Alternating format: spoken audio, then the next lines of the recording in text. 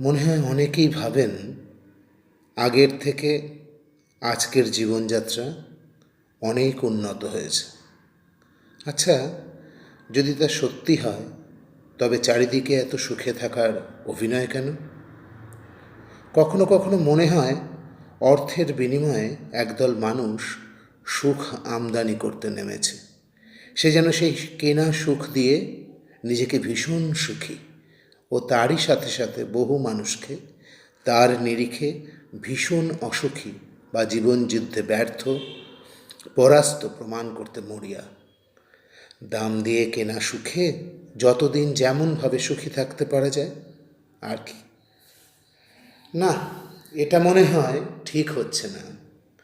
যে সুখী তার প্রমাণ করার দায় থাকে না।